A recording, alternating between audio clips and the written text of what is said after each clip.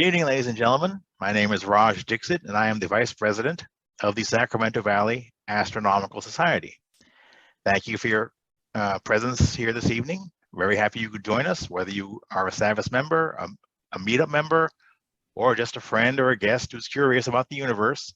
We're happy to have you. Tonight's talk is galaxy season, because springtime is galaxy season. Spring and fall are the best times to see galaxies. Spring is the best time. Fall is a second, close second. And we're going to talk about galaxies and why this is galaxy season. So I'm going to share my screen and begin the presentation. All right, here we are. That is a Hubble deep field image showing lots of galaxies. I'm going to be discussing each one of these individually, so I hope you're ready to be here all night. What are we talking about when we talk about galaxies? Galaxies are made out of stars, dust, and dark matter. They're held together by gravity. They have to have at least a few million stars minimum, generally about 10 million, or at least 10 million times the mass of the sun. The word for galaxy comes from the Greek word gala for milk, galaxias kyklos, I believe, milky circle. And that stems from Greek mythology. In Greek myth, Zeus brought his son Heracles. We call him Hercules, but the official Greek term is Heracles. Zeus, the king of the Greek gods, brought his illegitimate son Heracles home for his wife Hera to breastfeed while she was sleeping. Hera did not like Heracles because Heracles was half human, was the result of one of Zeus's numerous extramarital affairs. So when Hera woke up, she saw this infant, Heracles, and she pushed him away, which caused some of her milk to spill into the night sky because the gods live on top of Olympus in heaven. And that's the origin of the term Milky Way. And the Romans call that, the Romans paying tribute to the Greek myth, called it the Via Lactea. That's where we get the term Milky Way. Oh, okay. In the early 1900s, many astronomers believed that the whole universe was inside the Milky Way, that these many beautiful spiral-shaped and other shaped objects were just clouds of gas and dust and stars inside our own Milky Way. Others, like Harlow Shapley, a scientist and head of the Harvard College Observatory, argued that these blobs, many of them spiral-shaped, thought to be just dust and gas. He said, no, they're separate. They are island universes in and of themselves.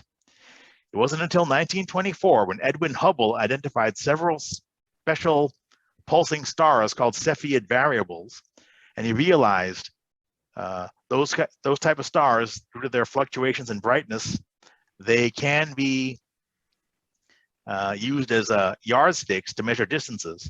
And he realized by their distance that they are far outside the known expanse of the Milky Way.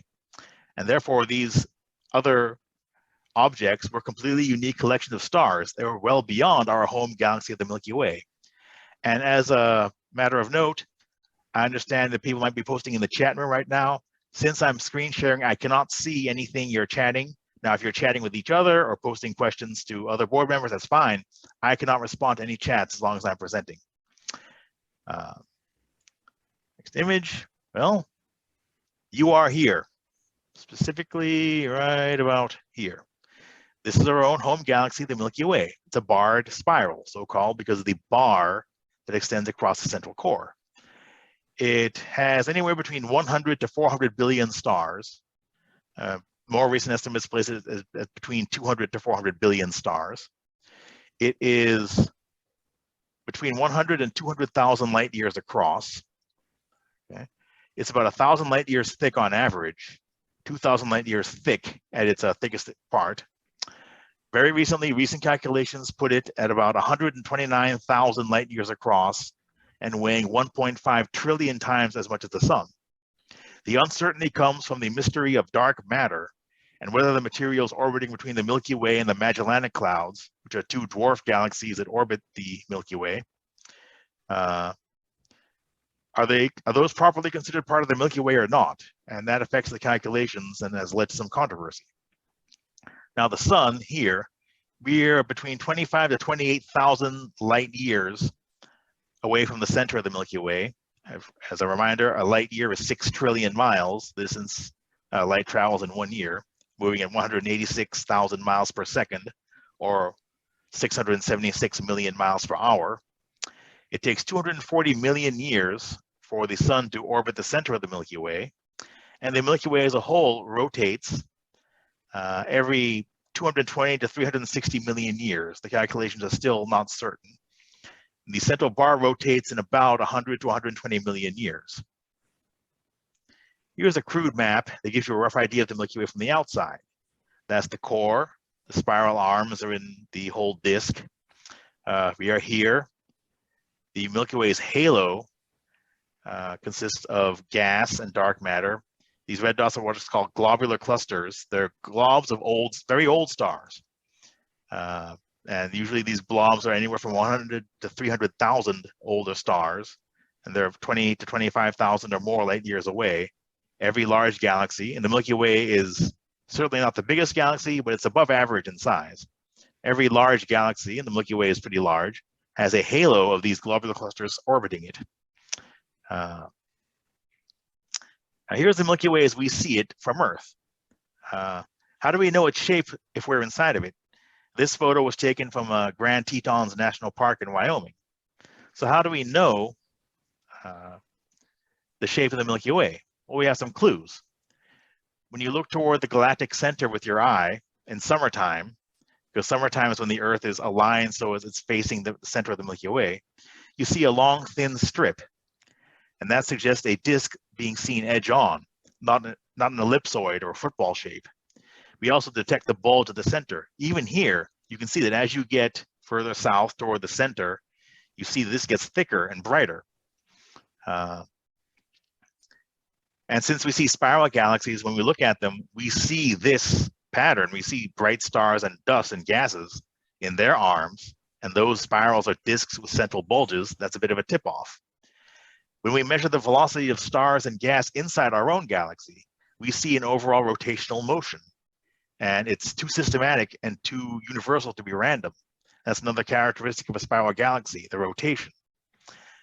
The gas fraction, color, and dust content of the Milky Way are similar to what we have observed in other spiral galaxies.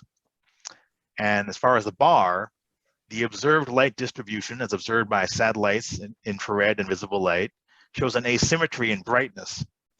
And that's explained because the near end of the bar is located on one side of the galaxy, the nearest side of the galaxy to us. The gas velocities show velocities which are forbidden if it were symmetrical. But those velocities occur naturally from the orbits of gas in a barred spiral galaxy. And the velocity distribution of most of the stars around the sun shows some asymmetry and clumping, which is explained by the resonance with the rotating bar. And the extent and speed and pattern and orientation of the bar is consistent when you take in all these factors into account. This is galaxy UGC 12158. UGC stands for Uppsala General Catalog, which is one of the lesser known catalogs, not as famous as the NGC catalog. So this is a galaxy that's harder to see despite its size. It's in the constellation Pegasus. And this is believed to be what the Milky Way would look like if we could get outside of it and look back at it. So this is basically almost like looking in the mirror. Our galaxy, we're pretty sure, looks like this. So why is spring galaxy season? Okay, what does spring have to do with galaxy season? The brightest stars and clusters and nebulas are all part of the winter sky. The winter sky, which is the swath of that Milky Way that rides high overhead during the early evening during the winter. The winter constellations are here: Orion, Canis Major, Eridanus. This line here is the path of the sun. Sorry, I have to admit some people who just joining. Pardon me. This is the path of the sun, and the bright blue is the how you can see the Milky Way. Okay, and During the winter time, we are tilted.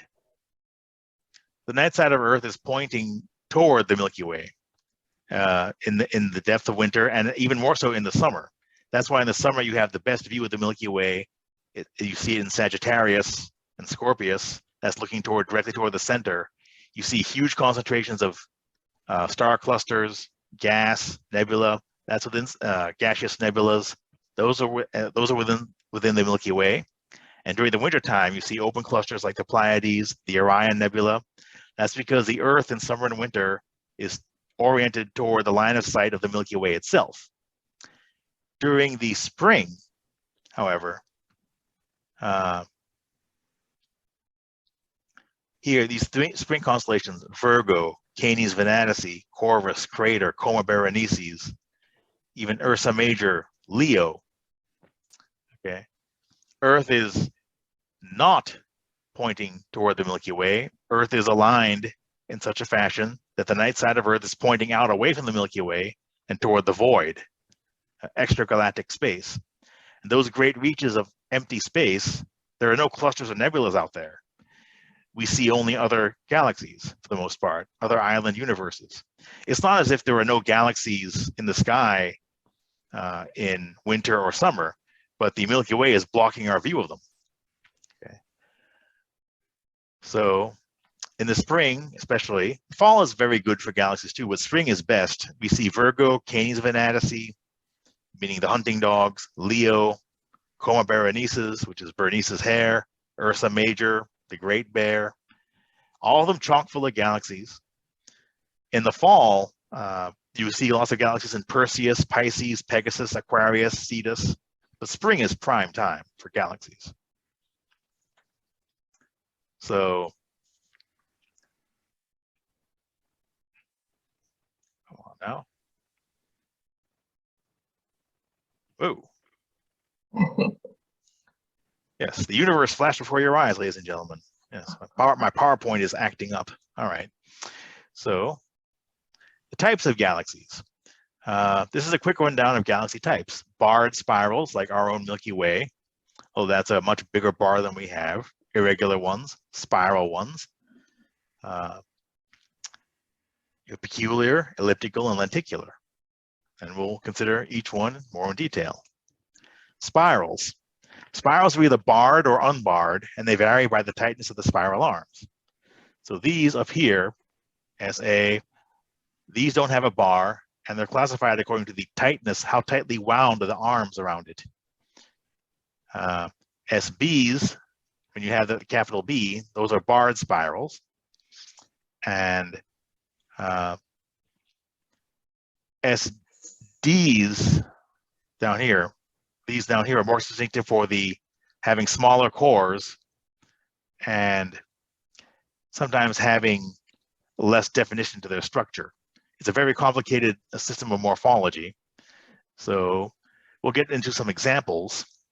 Spirals tend to be younger to middle-aged galaxies. They still have gas and dust inside them, and they're still making new stars. They still have star formation going on.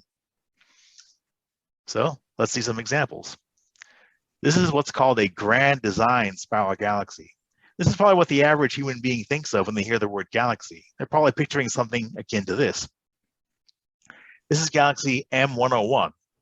M stands for Messier, Charles Messier, the 18th century astronomer who discovered many of these objects with his small telescope while he was comet hunting from Paris. And back then he didn't even know what a galaxy was. No one did. But he noticed these blobs of light in the sky. Some of them were star clusters, some of them were just gas nebula, but quite a few of them were galaxies, and they bear M numbers still to this day.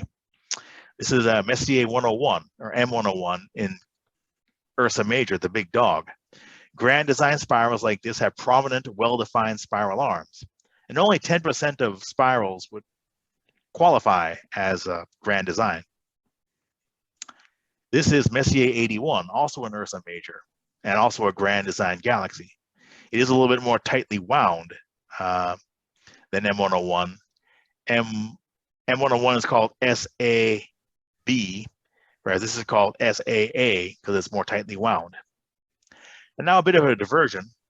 M81 here and M82 there, they make a lovely pair.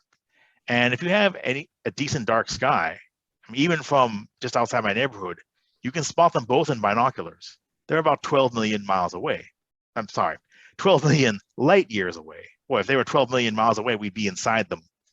They just swallowed us up. No, they're 12 million light years away. And M82, many years ago, passed very close to M81, and the greater size and gravitational strength of M81 really worked over M82. M82 looks like an irregular galaxy. It really is a small spiral. It used to be a decent little spiral, but it got shattered because it passed too close to M81, and the gravity caused distortion.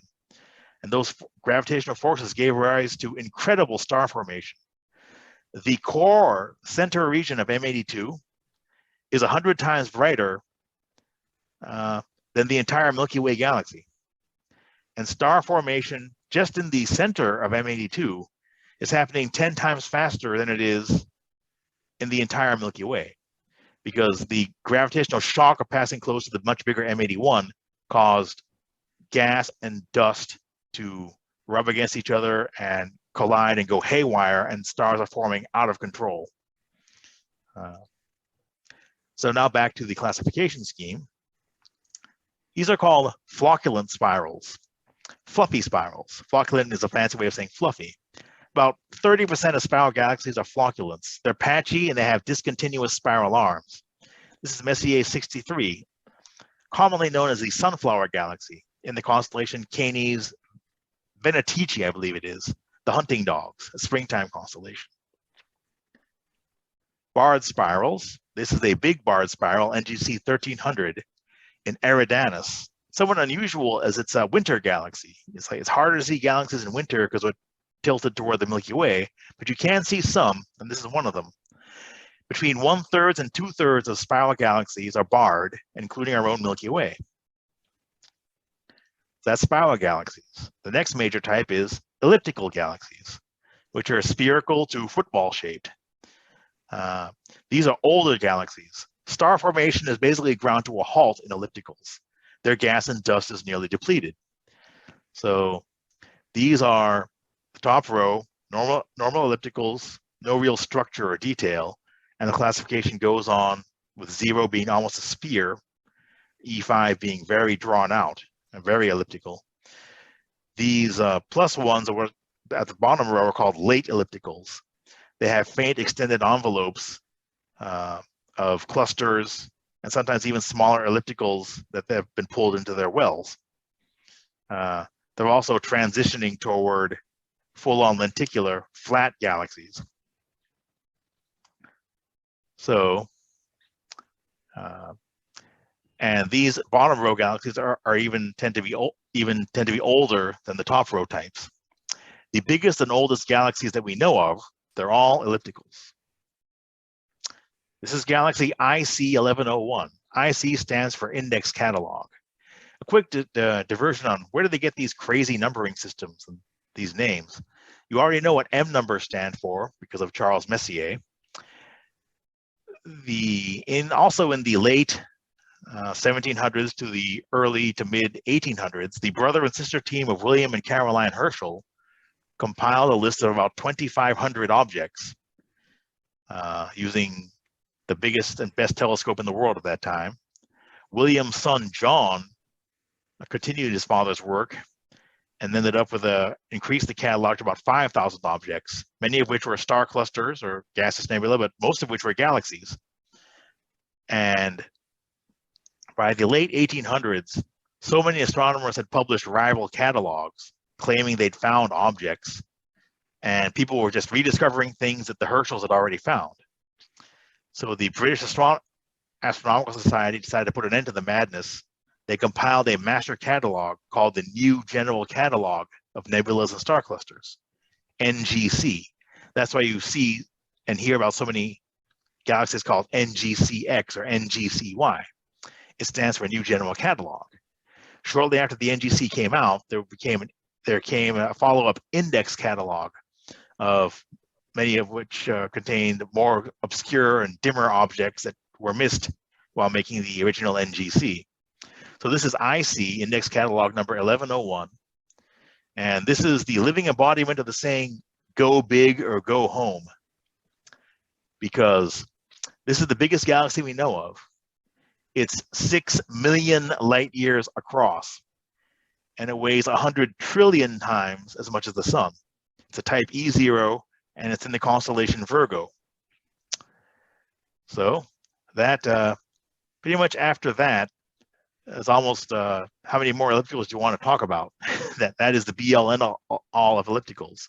You may recall from the news a couple of years ago that famous photo of the black hole, that image of the black hole. That was in galaxy M87, also in Virgo, and also an elliptical. And when I was a kid, M87 was the biggest galaxy we knew about. So ellipticals are big. Next class is what's called lenticular galaxies. Lenticular galaxies are designated as S0. They have a bright central bulge surrounded by an extended disk, just like a spiral, but the disks don't have a visible spiral structure in lenticulars. They're not actively forming stars. So they're not ellipticals, they're not spirals. They're called lenticular because if you look at the entire halo, they're lens shaped. This is a galaxy Messiers 102, also known as NGC 5866 in the constellation Draco. The next type of galaxy is what's called the irregular galaxy.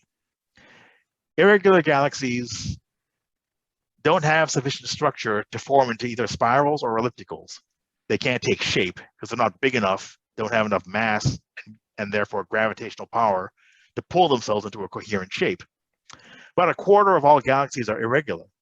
Some of them were formerly spirals or ellipticals that got distorted by passing too close to a larger galaxy.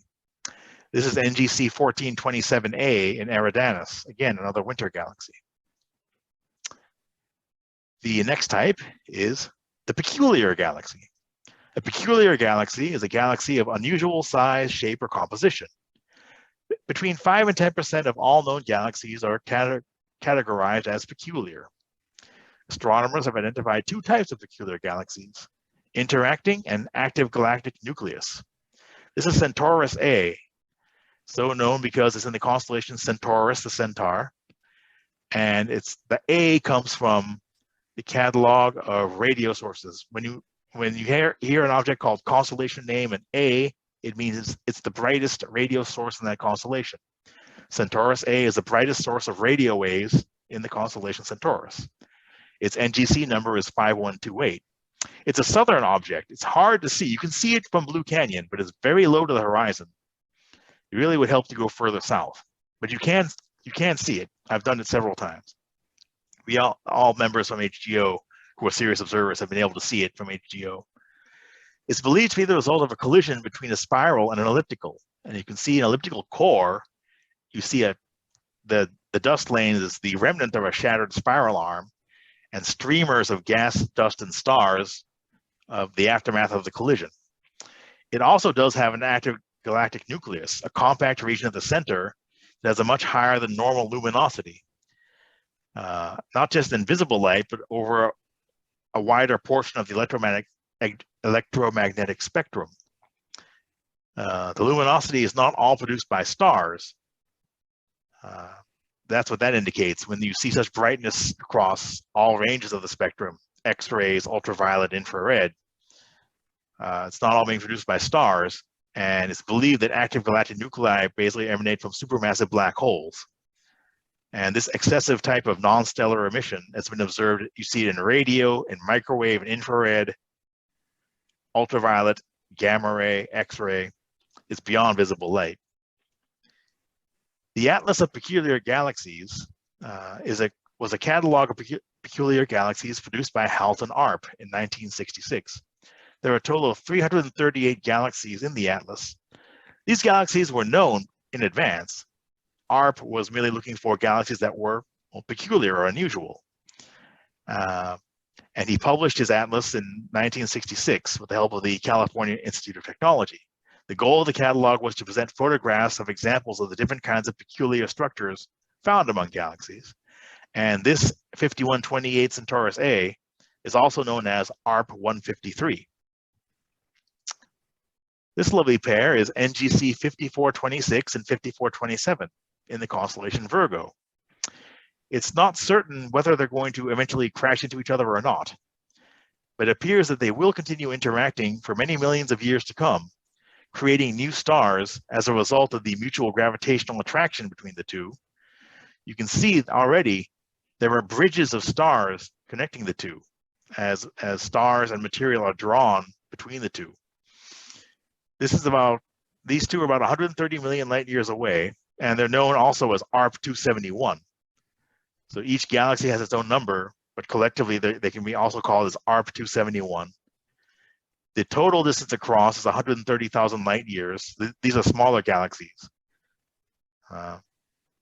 And this was originally discovered in 1785 by William Herschel, who again laid the foundation for the new general catalog. Now, the Milky Way and the Andromeda Galaxy are supposed to collide in 4.5 billion years. This may be a sneak preview of what's in store.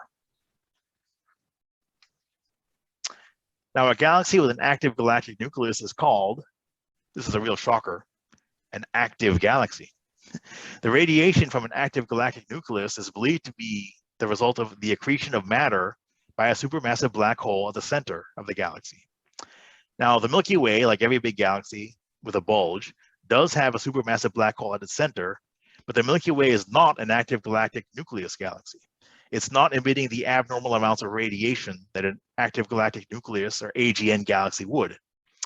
This is galaxy NGC 7742 in Pegasus. I like it. I wanted to include it because it's a neat galaxy, and it has one of the best nicknames of any galaxy. It's called the Fried Egg Galaxy. So we are now going to move on to discuss our galactic neighborhood, because the Milky Way is part of a group of galaxies called the Local Group. But before we get to that, I'm just going to show you a few more photos of some fun galaxies you can see right about now. This is NGC 4631, the big one, and 4627, the small one, known as the Whale and the Pup. The Whale is a distorted spiral galaxy being seen edge on. This is the Pup is a smaller elliptical. The Whale is also known as Caldwell 22, for those of you who are trying to work on your Caldwell catalog discoveries. It's in the constellation of Corvus the Crow. It is a springtime to early summer object. It's believed that the Whale is two spirals that collided into each other 600 million years ago and merged into one big galaxy. I'm sorry. That's the next slide. Forgive me. This is 25 million light years away, these two. And I must admit, the first 2 or 3 times I looked at these, I saw the Whale. I did not see the Pup. I could not see the Pup. It took very dark skies and a lot of patience where I finally was able to see the Pup. And I think I did see it in my old 10-inch telescope, but it's much easier with a 16-inch than it is with a 10-inch. This is what I meant by the 600 million years ago. This is NGC 4038 and 4039, or Caldwell 60 and 61, also in Corvus. And the nickname is the Antenna. These are two spiral galaxies that collided 600 million years ago and are merging into one big galaxy. You note these streamers of stars and gas that have been ejected due to the tidal forces of all that gravitational interaction. These are between 45 to 65 million light years away. Due to difficulty in measurements, they're not able to pinpoint a more exact distance. Another fun one to look at, these are in Virgo. These are called the Eyes, because when you get them in your telescope, and you can see them in an 8-inch or 10-inch telescope quite easily. They look like glowing eyes staring back at you. So this is NGC 4435, and that's NGC 4438, or collectively ARP 120. They're about 52 million light years away in Virgo. This is a barred lenticular galaxy. This is an SA spiral with an active galactic nucleus and a supermassive black hole. Fun fact, in the movie Interstellar, this galaxy, 4438, is referenced briefly when they're going toward the black hole Gargantua. It's a computer screen that reads NGC 4438, perhaps implying that they went there. And this next object is really neat and really hard to see. It's called Hoag's object. It's a ring galaxy 600 million light years away in the constellation of Serpens Caput. It's PGC 54559. PGC stands for Principal Galaxy Catalog. And so it's dim. It's not easy to find. Because if it were easy to find, it would have been in the NGC. Discovered by Arthur Hoag in 1950. And it was originally thought to be a nebula, then realized it was some sort of peculiar galaxy. At 16.2 visual magnitude, yeah, I needed to use a friend's very big scope, a 32-incher, to see it. It's a nearly perfect ring of young hot blue stars circling the old yellow nucleus. There are a total of 700 billion stars in this galaxy, which is bigger than the Milky Way. Astronomers aren't sure how it was formed. They theorize that a small galaxy collided with a larger disk galaxy, possibly a barred spiral. And this Hubble photo is a lot more impressive than what I saw with my own eyes in the big telescope. But when you have something this far away, just being able to see it at all is remarkable. And it really does give you pause. It's breathtaking when you think about it. And one more fun object in Virgo. This is called Markarian's chain, named that for Armenian astronomer Benjamin Markarian, who during the early 1960s, as he observed all these galaxies in Virgo, especially along this crescent, the chain, he discovered that they all have a common motion, that they're all moving in sync with each other. And here's a map of Markarian's chain. You see that the eyes are in the center of it. Two big Messier ellipticals are at the head. Here's the chain. And because it's Virgo, there were so many galaxies in Virgo.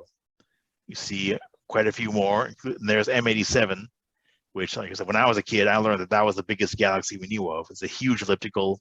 It's where that famous black hole photo was taken a couple of years ago. So our own Milky Way is located in what's called the local group. The Milky Way is the second biggest galaxy in the local group, which is a collection of about 54 galaxies in an area 10 million light years in diameter. The biggest galaxy in the local group is not us, it's the Andromeda Galaxy, Messier 31. And the bronze medal goes to Messier number 33, the Triangulum Galaxy. Most of the galaxies in the local group are dwarves and irregulars.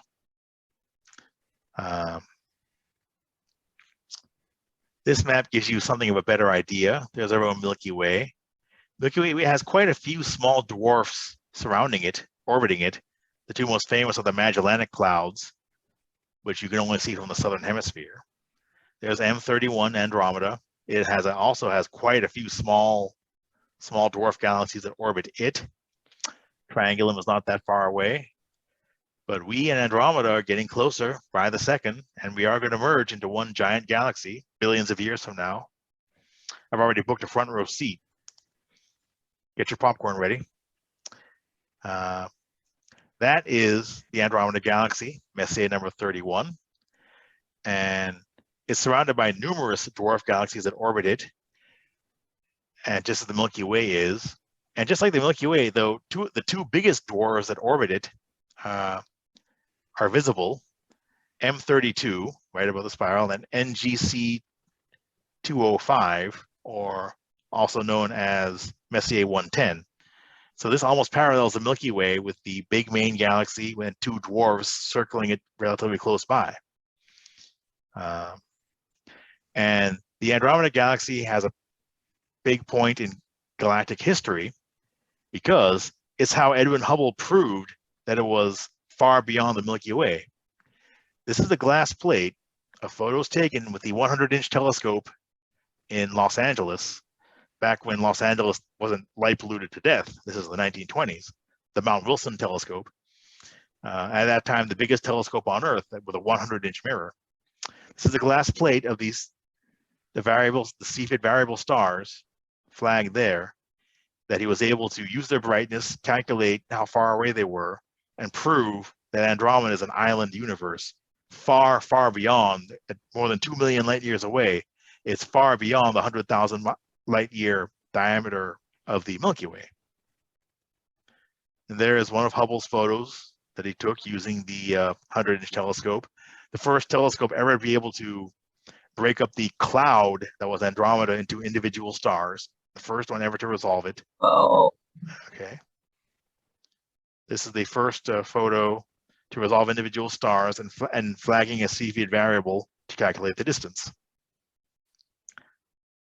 This is Messier 33, the Triangulum Galaxy, the third biggest galaxy in the local group. Now, why is there this clustering of galaxies? Galaxies form clusters because the gravitational tug on each other tends to pull them together, and dark energy is tending to separate the clusters by pushing them apart. So this push and pull of dark matter and dark energy causes galaxies to clump together, but then the clumps keep getting farther and farther apart. So we are here in the local group. M81 is the center of its own group, starting at 11 million light years away. M101 is the core galaxy in its own group, 24 million light years away. There are other M66 in the constellation Leo is the core of its own group. Is the Leo 1, the Ursa Major, or the Big Dog. I'm sorry, the Big Bear, where Polaris is located, the North Star, at 55 million light years. That has its own group. The local group is part of what's called the Virgo cluster of galaxies, which goes out to 65 million light years from us. And the Virgo cluster has about 1,300 galaxies in it. And the Virgo cluster is itself part of a larger structure known as the Virgo supercluster. Virgo cluster, and the outliers before you get to the Ursa Major groups, the Virgo and Virgo 3 groups, this forms what's called the Virgo supercluster of galaxies, maybe about 2,000 galaxies in total. It's a mass concentration of galaxies. The local group is part of it. There are at least 100 galaxy groups and clusters within the Virgo supercluster. And its diameter is about 110 million light years. So the Virgo supercluster is one of 10 million known superclusters that are in the observable universe. And the Virgo supercluster itself is part of a larger complex called the Pisces-Cetus supercluster complex. And in 2014, a study indicated that the Virgo supercluster is just a lobe of an even greater supercluster called Laniakea, a larger competing referent of local superclusters. And this yellow region of what they call Laniakea, may contain about 100,000 galaxies stretched across 520 million light years. And as you can see, it's one of many such structures that are known to astronomers at this time. So that is Galaxies 101. That is the Mighty Galaxy Hunter. Actually, no, that's the Mighty Galaxy Hunting Weapon, this telescope. I don't know who that guy is, but I wouldn't believe a word he says, and I wouldn't trust him if I were you. He looks kind of sketchy to me.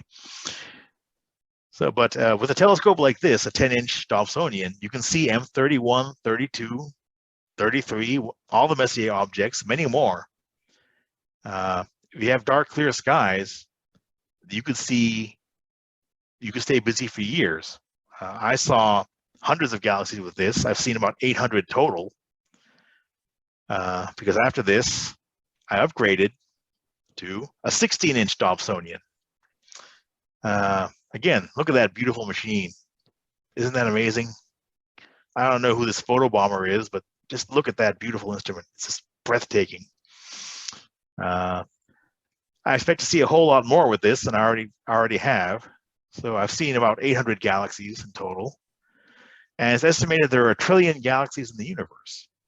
So 1 trillion minus 800 is 999 billion, 999 million, 999,200.